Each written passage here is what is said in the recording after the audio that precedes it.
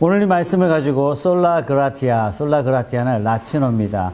당시의 언어가 종교적 언어가 전부 다 라틴어였거든요. 당시 기독교 사회가 많이 부패했을 때 마틴 루터, 존 칼빈 이런 사람들이 오직 하나님의 은혜 안에 살자. 우리는 율법으로 사는 것이 아니라 하나님의 은혜 안에 살아야 된다. 그래서 솔라그라티아 이것을 교회에 크게 써붙이고 성도들 가슴에 이 솔라그라티아 오직 하나님의 은혜, 우리는 하나님의 은혜가 아니면 안 됩니다 라는 이 전적인 하나님의 은혜를 부르짖었던 슬로건이 솔라그라티아입니다. 여러분, 이탈리아 사람들이 인사할 때 뭐라고 얘기합니까? 감사합니다 할 때 뭐라고 얘기하죠? 그라시아. 이게 바로 여기서 나온 단어이기도 합니다. 자, 오늘 21장 말씀, 다윗이 인구조사를 명령합니다. 이것 때문에 하나님께서 너 잘못했어 라고 벌을 내리세요.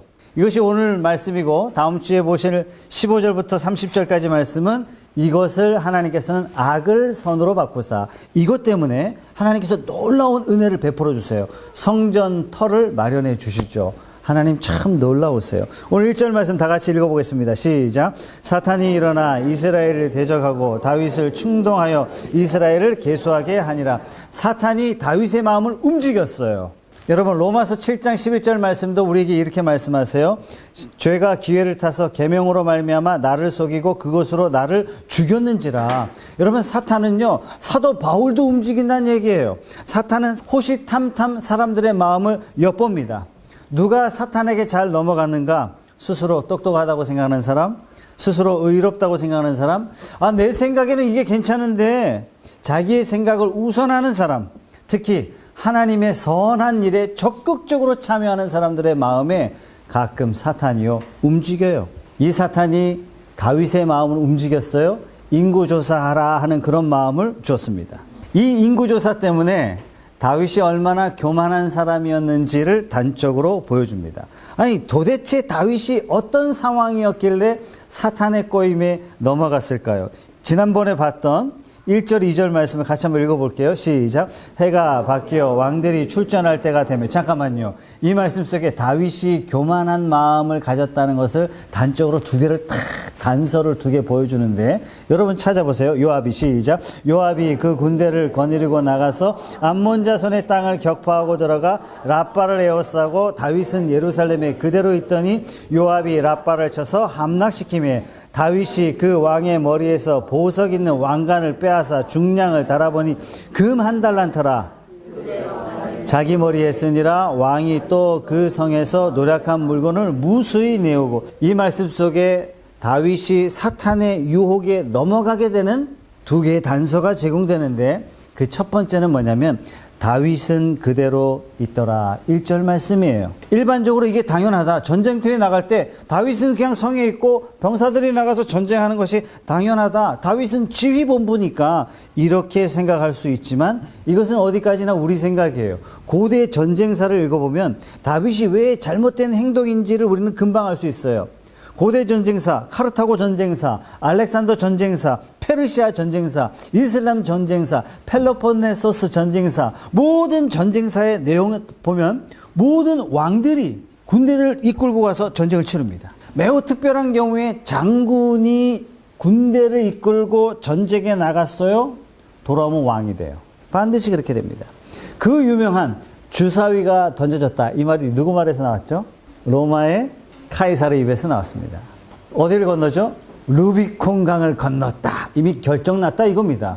이거 뭡니까? 카이사르는요, 로마 역사상 가장 뛰어난 천재적이고 용맹한 사람이고 지략이 있었고 덕이 있었던 뛰어난 사람이에요. 매우 천재적이에요.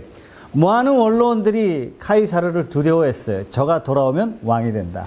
그래서 어쨌든 간에 카이사르가 왕이 되는, 즉 집정관이 되는 입후보 자격을 주지 않으려고 최선을 다했어요. 모든 법으로 다 막아놨어요. 카이사르가 루비콘 강을 건넜다, 이 말은 루비콘 강을 건너기 전에 군사 무장을 다 해체한 다음에 백마를 타고 건너와야 되는데 군대를 이끌고 성으로 들어갑니다. 그래서 역사는 뒤바뀌게 되죠. 자, 고대 전쟁에 있어서 누가 왕이냐면 반드시 군대를 이끌고 앞장서는 사람이 왕입니다. 그런데 오늘 말씀에 다윗이 예루살렘에 그대로 있었다. 성경은 어떻게 시작하고 있어요? 1절 말씀에 뭐라고 그랬냐면 해가 바뀌어 누가 출전한다고요? 왕들이 출전할 때가 되었지만 다윗은 예루살렘에 그대로 있었다. 이렇게 이야기하고 있어요. 이것을 성경이 지나치지 않고 똑똑하게 기록하고 있다는 것을 여러분들이 기억해야 됩니다. 이게 굉장히 중요한 거예요. 또 하나 중요한 거는 2절 말씀에 그들의 왕관을 자기 머리에 썼다 이렇게 나옵니다. 여러분 그들의 왕관은 즉 적들의 왕관을 이야기합니다. 다른 말로 세상 사람이 썼던 영광과 권위와 위엄, 눈에 보기에 참 아름다워 보이는 것에 다윗의 마음이 살랑살랑 움직이기 시작했어요. 다윗은 생각했을 거예요. 나 정도 되면 이 정도 써도 되지 않겠어? 상식적으로 봤을 때 당연하잖아.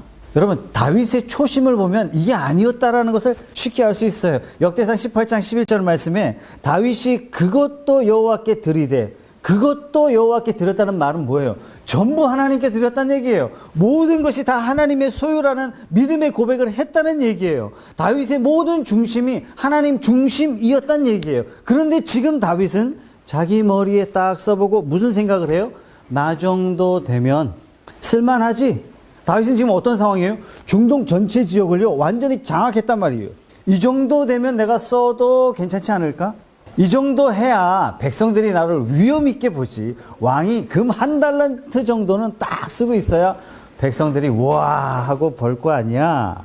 그리고 모든 왕들이 다 이렇게 하잖아. 요즘은 다 이 정도 해. 이것이 다윗의 마음이었습니다. 재미있는 동화 한 편 들려드릴게요. 아마 기억력이 좋으신 분들은 저한테 2-3번은 들으셨을 거예요. 가난한 시골 할아버지 할머니에게 특별한 거위 한 마리가 생겼습니다. 이 거위는 알을 낳는데 그냥 알을 낳는 것이 아니라 세상에 황금알을 하루에 하나씩 낳아요. 3일이 지났어요. 황금알을 시장에 팔고 보니까 이 황금알 새알 때문에 상상할 수 없는 부자가 됐어요. 더 놀라운 것은 그 다음날 또 황금알이 또 하나 나왔어요. 또 하나 나왔어요.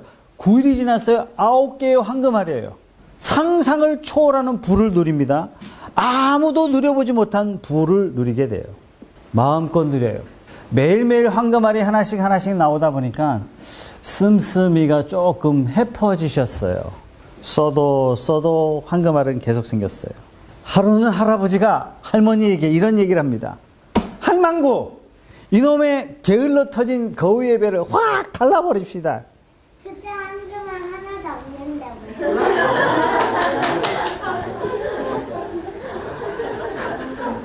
아니 얘가 하루에 하나씩밖에 안 주잖아요.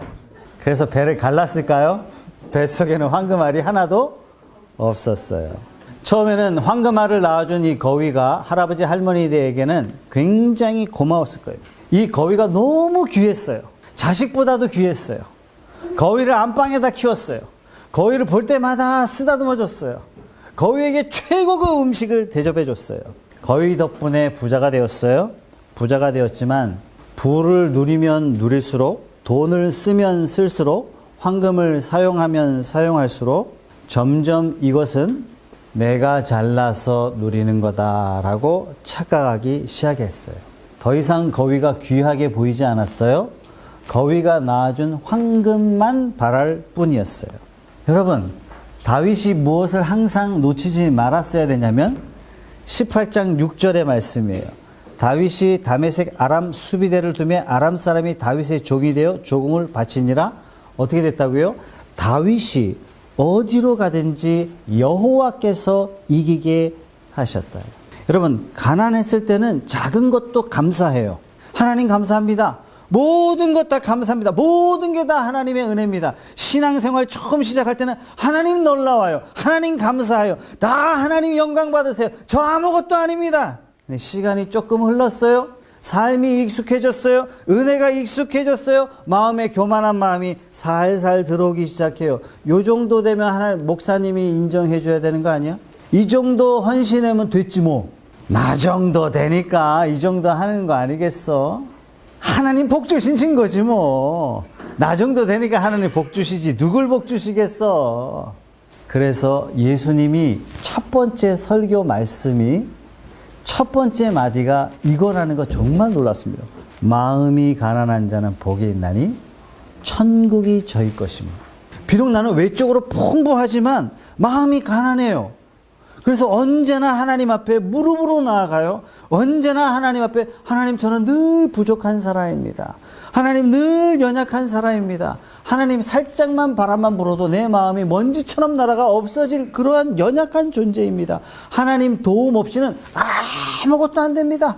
우리 가정에 하나님이 도와주시지 않으면 한순간도 존재할 수 없습니다. 하나님 저는 전적으로 하나님의 은혜 아니면 아무것도 안 됩니다.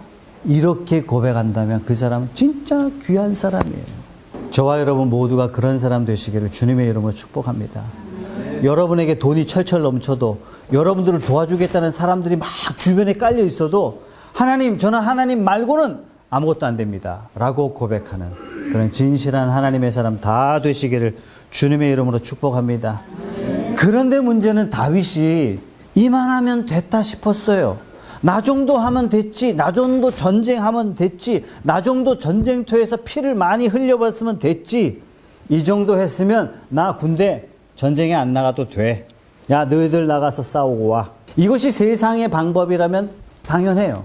그러나 다윗이 이루려고 하는 나라는 자기 나라 아니에요. 세상 나라 아니에요. 하나님의 나라예요. 하나님의 나라에 하나님이 다윗을 군대로 부르셨다면, 장군으로 부르셨다면 제일 먼저 다윗이 앞장서야 되는데 다윗이 왕궁에 있었어요.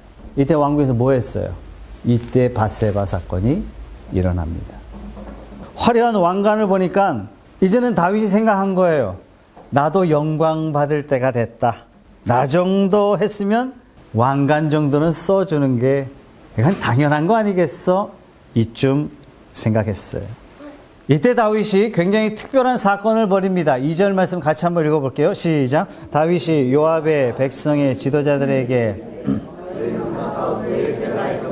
단까지 이스라엘을 계수하고 돌아와 내게 보고하여 그 수요를 알게 하라. 이거 인구조사거든요. 이 인구조사가 도대체 무슨 큰 죄길래 성경은 이것을 굉장히 큰 하나님 앞에서의 교만이다 이렇게 말씀하셨어요. 이것이 왜 죄인지 군대 장관 요압의 말을 들어보면 이게 죄인지 알 수 있습니다. 3절부터 5절까지 말씀인데요. 이거 같이 한번 읽어보겠습니다. 시작. 요압이 아뢰되 여호와께서 그 백성을 지금보다 100배나 더 하시기를 원하나이다.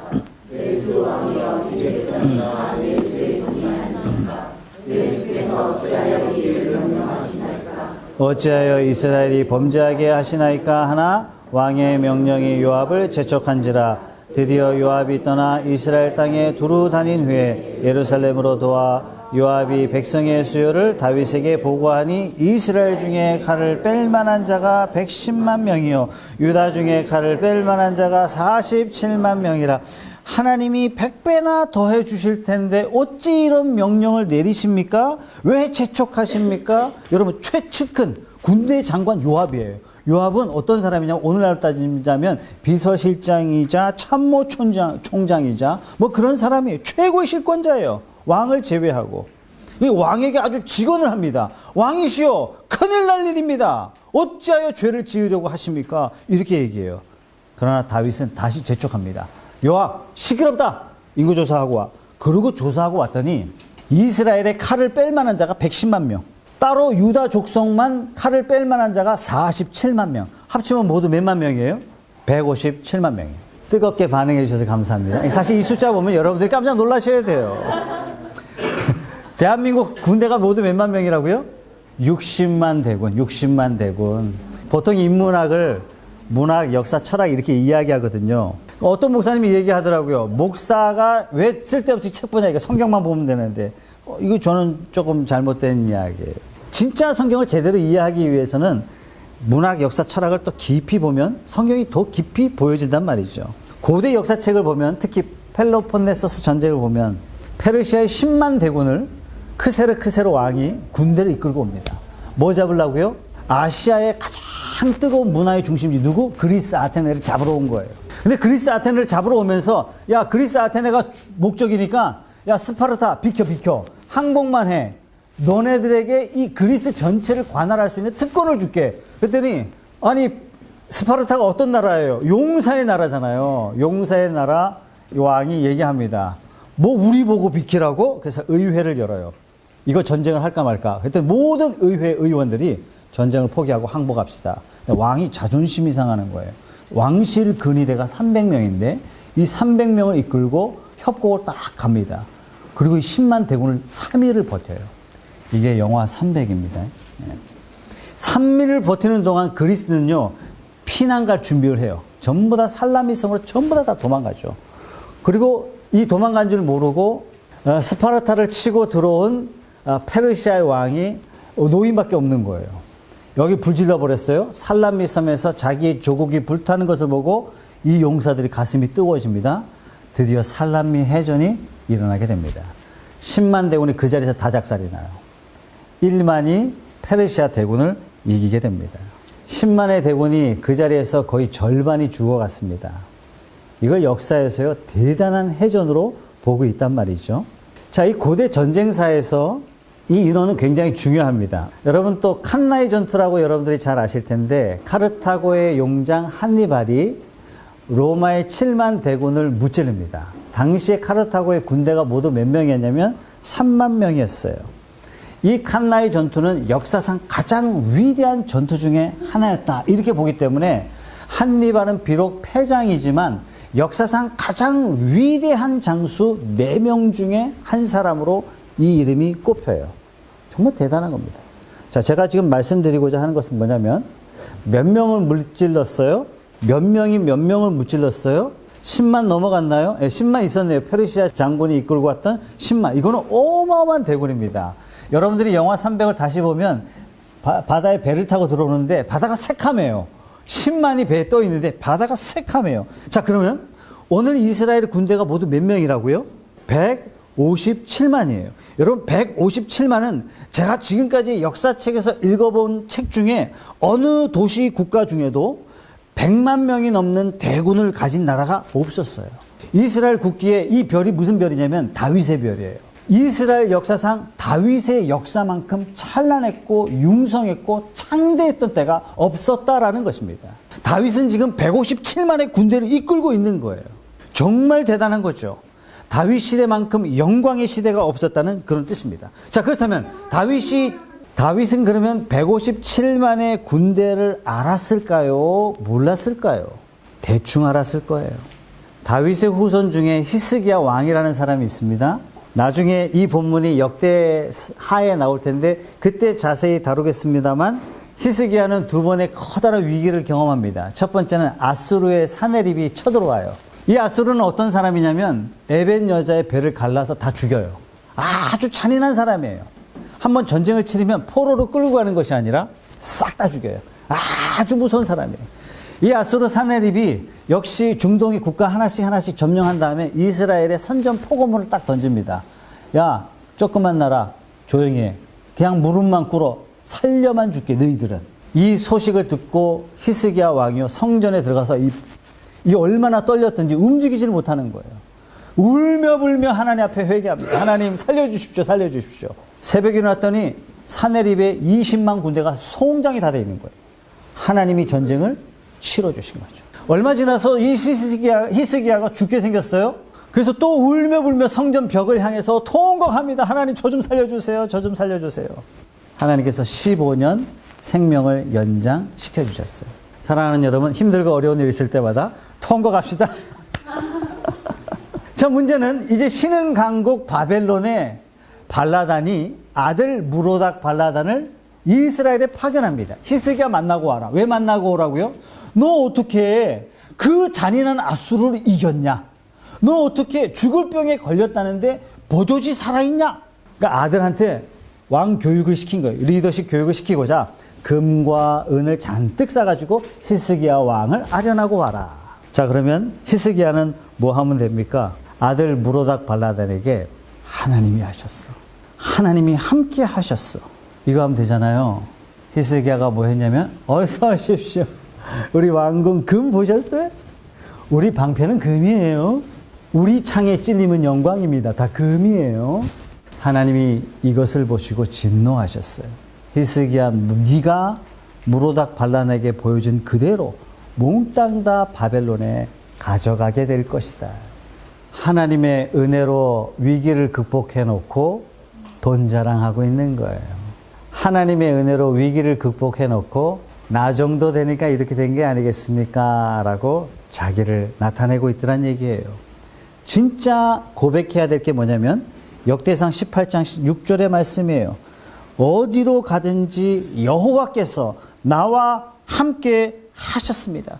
아니 그 이방 사람 무로닥 발라단 만나가지고 하나님을 증거할 수 있는 절호의 찬스예요. 그 절호의 찬스에 뭐 자랑하고 있냐면 황금 자랑하고 있고 금방패 자랑하고 있더란 얘기예요. 여러분 황금에 눈이 먼 할아버지 할머니는 그 거위가 처음에는 귀한 줄 알았어요. 처음에는 거위를 존중했어요. 근데 황금에 눈이 멀자 더 이상 거위가 귀하게 여겨지지 않았어요. 손에 쥔 황금 때문에 그 귀하고 귀한 거위를 단숨에 죽여버렸어요. 마찬가지입니다. 히스기야도 다윗도 승리가 반복되면서 위기 극복이 계속 반복되면서 이것이 마치 자기가 잘나서 된 줄 알았단 말이죠. 아니요, 이들도 처음에는 하나님 고백했어요. 이들도 처음에는 하나님께 감사했어요. 이들도 처음에는 하나님께 영광 돌렸어요. 그러나 점차 승리가 반복되고 점차 승리가 익숙해지고 나서 이제는 이기는 것도 이제 자주 반복이 되다 보니까 뭐 나 정도 되니까 이기지 뭐 나 정도 되니까 이렇게 하지 뭐 이렇게 반복되는 겁니다. 나 정도 되니까 하나님이 은혜가 임하지 뭐 이렇게 되는 겁니다. 요압은 이때 이렇게 이야기합니다. 157만 명이 되었든 당신의 군대가 157명이 되었든 그거 중요하지 않습니다. 중요한 것은 지금 하나님이 우리와 함께하는 것, 내가 하나님과 함께하려고 하는 마음, 하나님을 의지함, 이것이 중요하지 숫자는 중요하지 않습니다. 이렇게 될 때 하나님이 우리를 경고케 하시고 하나님이 우리를 창대케 하시고 이렇게 될 때 앞으로 우리의 인생을 지켜주십니다. 제가 아주 오래전에 여기 사시는 분이신데 마린시티, 부자 동네죠. 마린시티, 저 마진시티 옛날에 맞은편에 살았는데 그 사거리에 딱 차를 대고 좌회전 받아서 나가려고 딱 준비하면 차들이 다 좋은 차들이 나오더라고요. 외제차, 벤츠, BMW, 아우디 딱 요 순서로 나와요. 어떤 부인 집사님이, 우리 교회 집사님은 아니었어요. 다른 교회 집사님인데 저한테 상담하러 오셨어요. 그러니까 남편 상담이에요. 그러니까 아내가 돈을 잘 벌어요. 연봉 한 1억 정도 되시더라고요. 근데 남편은 회사 다니는데 월 300만 원 받는데 월 300만 원짜리 리스 BMW 차를 타고 다닌다는 얘기예요. 그래서 자기가 미치겠다는 얘기예요. 그래서 제가 남편을 만났어요. 그래서 남편 만나서 물어봤어요. 왜 당신은 월급만큼 차를 타고 다니느냐. 이렇게 얘기했더니 이렇게 얘기해요. 이 정도 타야 사업이 됩니다.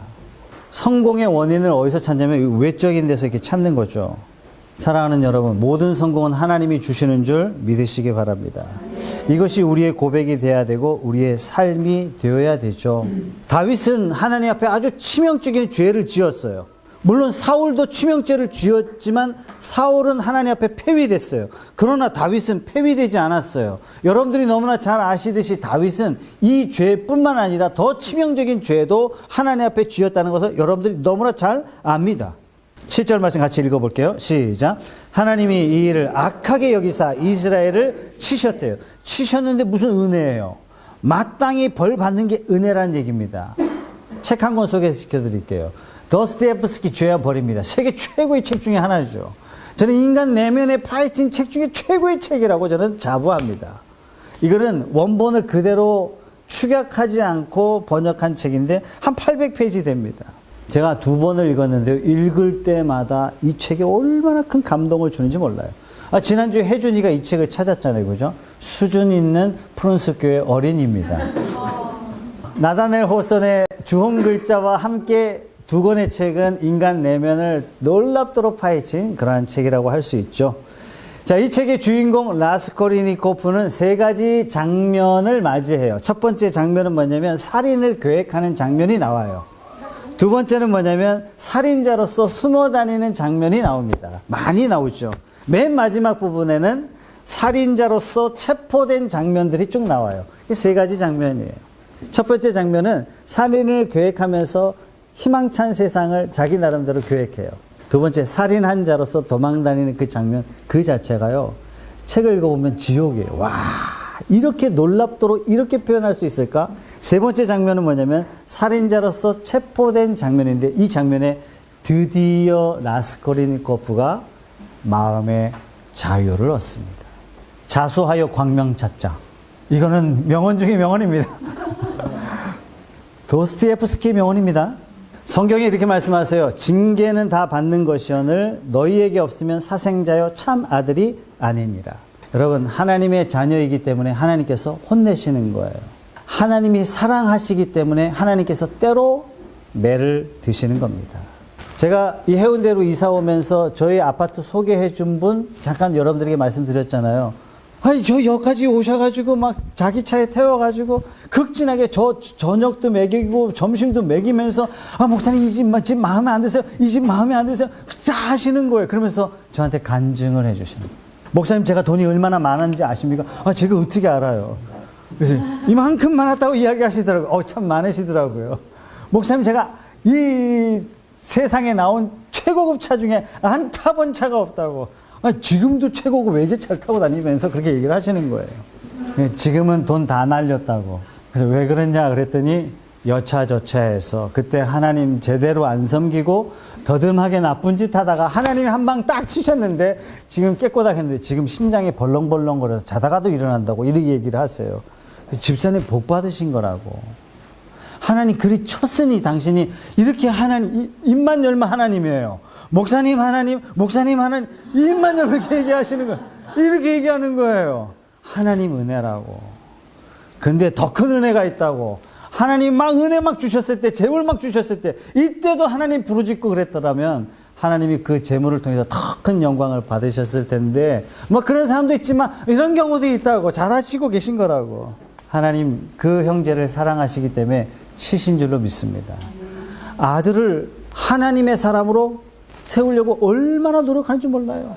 목사님 기도해 주세요. 목사님 기도해 주세요. 옛날에는요 전혀 그러지 않았단 말이에요. 사랑하는 여러분, 징계도 하나님이 사랑하시는 축복의 통로인 줄로 믿습니다. 8절 말씀 읽어볼게요. 다윗이 하나님께 아뢰되 내가 이 일을 행함으로 큰 죄를 범하였나이다. 이제 간구하옵나니 종의 죄를 용서하여 주옵소서. 내가 심히 미련하게 행하였나이다 하니라. 이 점이 사울과 다른 점이에요. 사울은요 뭐 이야기하니까 바로 변명해요. 하나님 더 잘 섬기려고 그랬다니까요. 하나님께 예배하려고 꼽을 쳐놨다니까요. 이렇게 얘기했단 말이죠. 다윗은 즉각적으로 자신의 죄를 자백합니다. 사랑하는 여러분, 내가 더 깊어지고 내가 더 잘하고 내가 더 성장하는 기도는 진실한 회개입니다. 하나님은 모든 기도를 다 기뻐하세요. 찬양의 기도, 감사의 기도, 간구의 기도, 중보의 기도 다 하나님 다 기뻐하시지만 특별히 회개 기도는 하나님께서 마음을 바꾸시는 기도예요. 우리가 보통 뭐라고 이야기하냐면 부흥이라는 단어를 써요. 부흥은 영어로 쓰면 리바이벌이에요. 인류 역사상 언제 리바이벌이 왔냐면 성도들이 회개할 때 하나님은 리바이벌을 주십니다. 사랑하는 여러분, 누가 회개할 수 있어요? 진짜 복음을 이해하는 사람. 누가 회개할 수 있어요? 진짜 하나님을 아는 사람. 누가 회개할 수 있어요? 진짜 하나님이 사랑의 하나님이라는 사실을 아는 사람. 누가 회개할 수 있어요? 진짜 복음을 받아들인 자만이 진짜 회개할 수 있다는 것입니다. 오늘 이 범죄한 다윗에게 하나님께서 특별히 세 가지를 선택하라 이렇게 말씀하세요. 10절에서 12절 말씀에 12절 말씀에 보면 이 다윗에게 세 가지 선택권을 주시죠. 첫 번째는 네가 어떤 징계를 받을래? 첫째, 3년 기근. 둘째, 석 달 패배. 셋째, 여호와의 칼에 전염병으로 죽는 것. 세 가지 중에 하나 택하라. 하나님이 징계 바로 하시지 않고 징계 받을 자에게 택하라. 왜 그러셨을까요?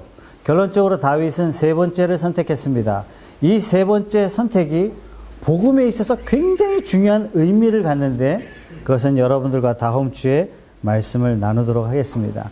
어쨌든 결론적으로 다윗은 이 세 번째 선택 때문에 7만 명이 죽습니다. 여러분, 다윗이 언제 7만 명을 전쟁에서 죽여본 적이 있나요? 없어요.